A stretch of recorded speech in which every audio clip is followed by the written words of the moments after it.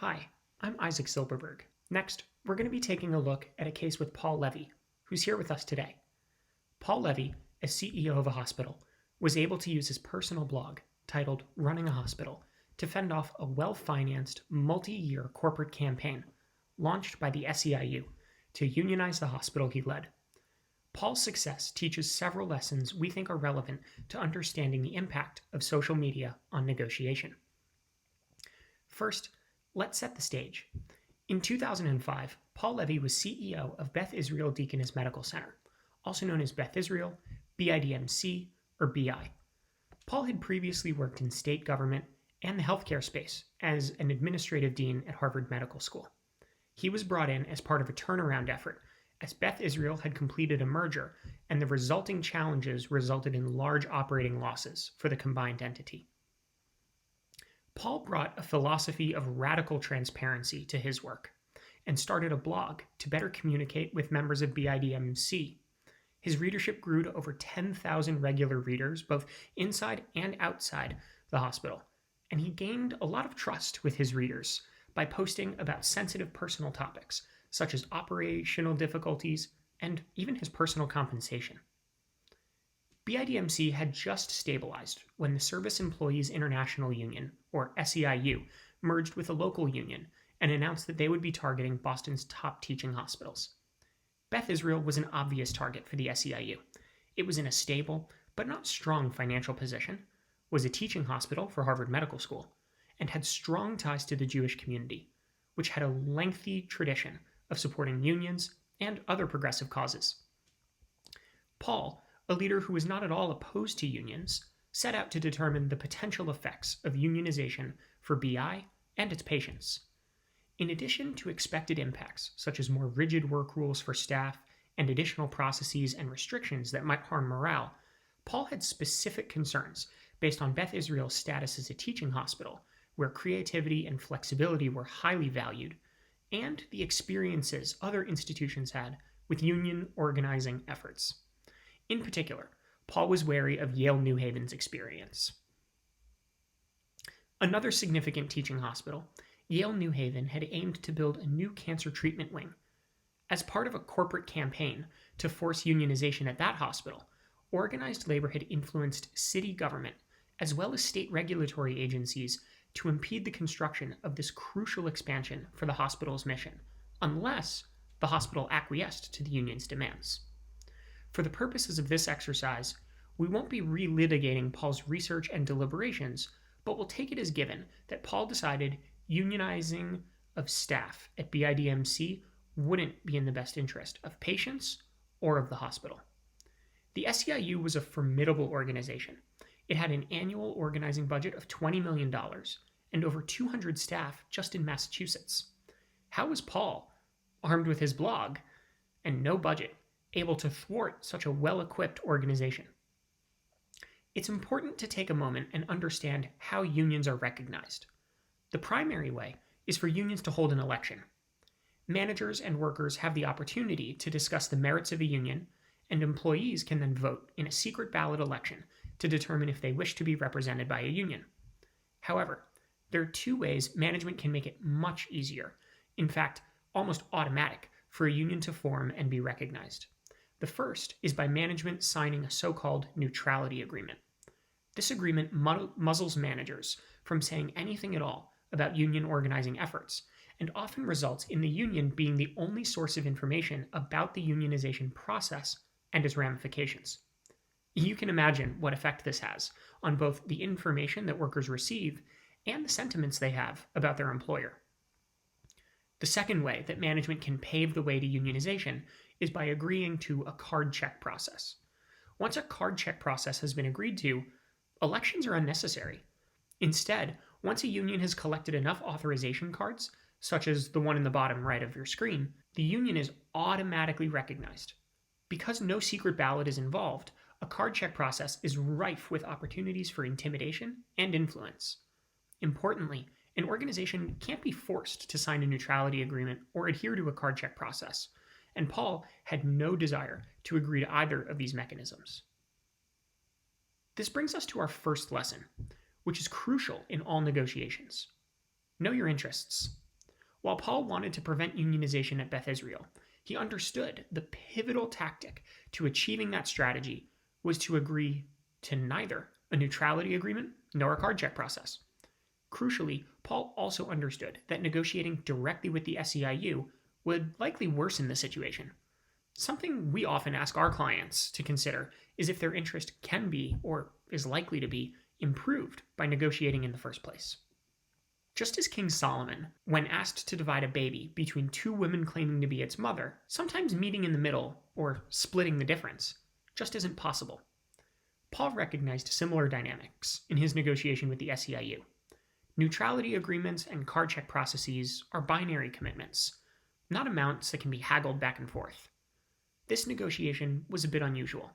In essence, it was really a negotiation about whether to negotiate at all. As Paul saw his and his hospital's interests, the desired outcomes were no neutrality agreement, no card check, and, based on a full and fair debate of the merits, no recognition of a union. The SEIU knew this, and next, we'll discuss how they would wield what we at Laxabanius call a corporate negotiation campaign. Corporate campaigns are something we're intimately familiar with at Laxabanius, and have helped clients use them and defend against them to great effect. While they come in many forms, corporate campaigns involve the careful sequencing of many persuasive moments in order to build up to an agreement when immediate direct negotiation is unlikely to reach an attractive deal. So, if the SEIU can't directly force Paul's hand, how will they attempt to influence him? Most effective negotiation strategies use a party map, and here we can see a map of Paul at Beth Israel and get some ideas of the various stakeholders and parties involved in the hospital ecosystem. Importantly, Paul doesn't need to meet with and further legitimize the SEIU. To pressure Paul into agreeing to a neutrality agreement or a card check process, the SEIU would embark on a multi-year corporate negotiation campaign.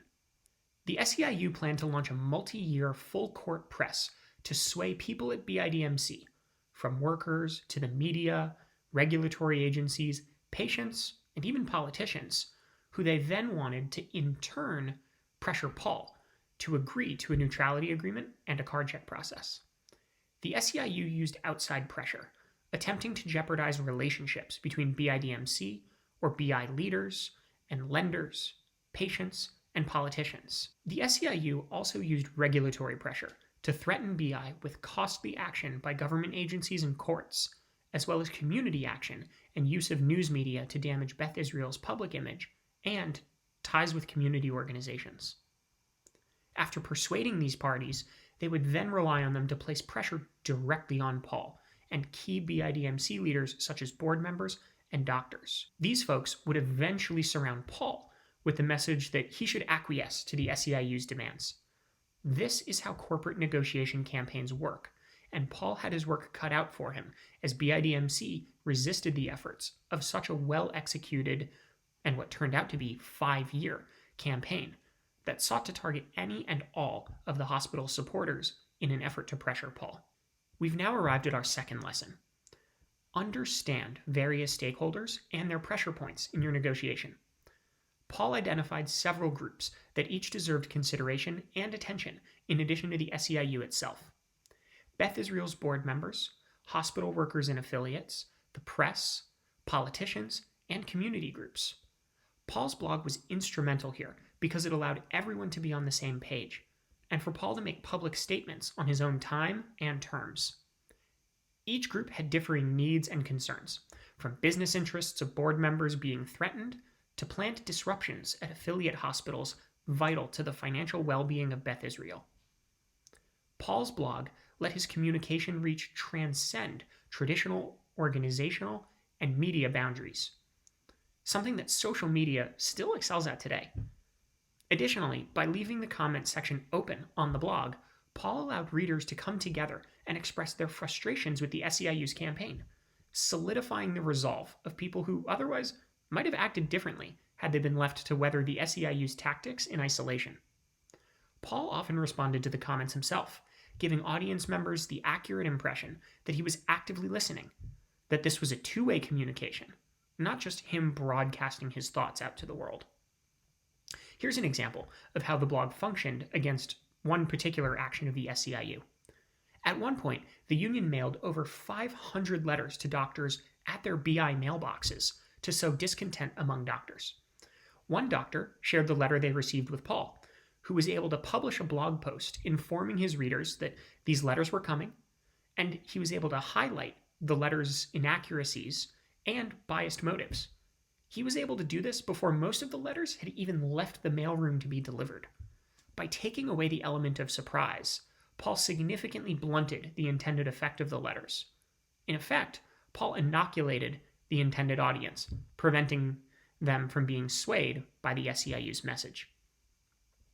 None of this would have been successful had Paul failed to be proactive in establishing his blog in the first place. Being proactive is our takeaway number 3. Paul had cultivated his asset of a blog prior to the launch of the SEIU's campaign. The result was a readership over 10,000 strong, including healthcare executives, politicians and regulators, members of the media, and not only Beth Israel staff, but leadership at BIDMC and affiliated hospitals. Paul was able to build significant trust with people through his blog because, again, he was radically transparent about sensitive and difficult topics. This included justifying his personal compensation and discussing really embarrassing and difficult mistakes that were made at the hospital. In contrast, the SEIU's website targeting Beth Israel was clearly created for the sole purpose of this negotiation campaign, and it didn't end up garnering the same readership, trust, or support as Paul's blog. Paul was able to inoculate key stakeholders against the SEIU's campaign by describing precisely what he thought would happen in advance. Paul said the SEIU would make claims of patient mistreatment that BI couldn't comment on because of privacy regulations. And then protesters would come to the hospital with billboards. So when the SEIU arrived, handing out signs and t-shirts proclaiming, "Fire Paul Levy," many key stakeholders, such as doctors and board members, reacted with more amusement than concern. Even members of the press reacted to the SEIU's actions by calling Paul and asking, "Is this part of that campaign you warned us about on your blog? If so, what the SEIU's talking about isn't really news." The result? The SEIU found a much more unified organization and network of stakeholders than they anticipated. The SEIU even found that expected allies, such as members of the media and politicians, were less than helpful, sometimes downright skeptical of the SEIU's claims. Paul's proactive self-audit, coupled with his inoculation of key stakeholders, was successful at reducing the impact of the SEIU's campaign. A general takeaway here regarding social media negotiation: assume you will be attacked on all possible fronts. Self-audit yourself, your organization, and various members of your organization. Remember, no organization is a monolith. So self-audit everyone proactively. And if you wait to build your audience, credibility, and defenses until you're already under attack, it's too late. Paul followed this course of action. An example of an organization that didn't was Amazon when they were selecting their New York headquarters. Finally, effectively mobilizing supporters and neutralizing opponents requires clearly stated values and principles. This was something Paul excelled at. Crucially, Paul didn't anchor his calls to action or reasoning on whether Beth Israel staff should unionize or not, but around more universally accepted concepts of process and fairness. By focusing on democracy and the right to debate, organize, and vote without fear of retaliation or retribution, Paul's blog was able to keep the conversation on message in opposition to the neutrality agreement and card check process over the duration of the SEIU's 5-year corporate campaign. When the SEIU was framed as standing against open, honest debate, free and fair elections, and privacy, it was in a precarious position. Forward progress towards getting a neutrality agreement or a card check process stopped altogether. In conclusion, Paul and his blog were victorious. The SEIU never attempted to collect authorization cards from staff to organize the union.